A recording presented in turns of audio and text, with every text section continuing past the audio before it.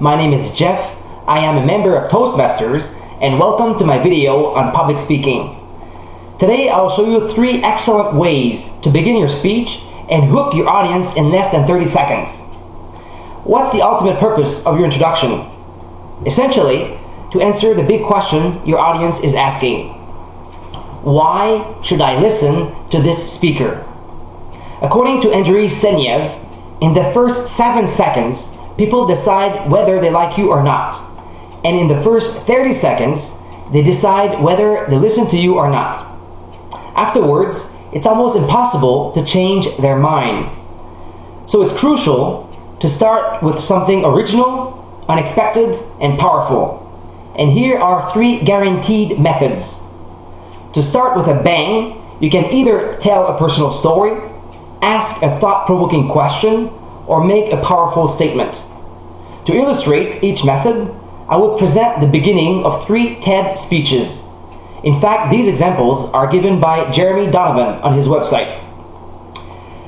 Starting with a personal story is the best way to prove you're an interesting speaker, because everyone likes stories. You're almost certain to catch your audience's attention. For more on storytelling, check out my video on the topic. Now here's the author, Richard St. John, starting his speech very efficiently by telling how he became interested in the idea of personal success. This is really a 2-hour presentation I give to high school students, cut down to 3 minutes. And it all started one day on a plane on my way to TED, 7 years ago.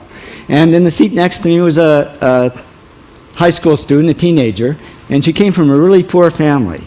And she wanted to make something of her life. And she asked me a simple little question. She said, "What leads to success?" And I felt really badly because I couldn't give her a good answer. So I get off the plane and I come to TED. And I think, geez, I'm in the middle of a room of successful people. So why don't I ask them what helped them succeed and pass it on to kids? Another way to get your audience hooked is to ask a thought-provoking question. Your goal here is to push your audience to participate actively in their mind in your speech. To be really effective, it should be a why or how question.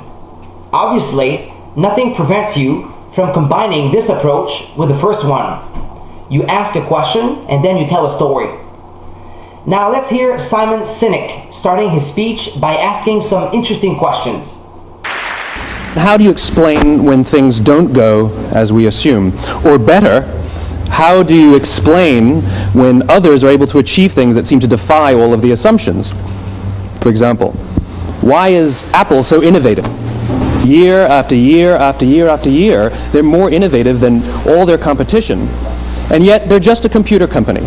They're just like everyone else.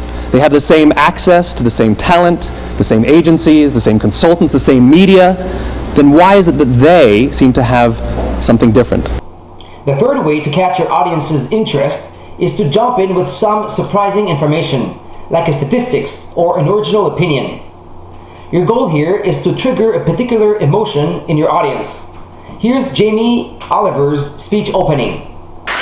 Sadly, in the next 18 minutes when I do our chat, 4 Americans that are alive will be dead through the food that they eat.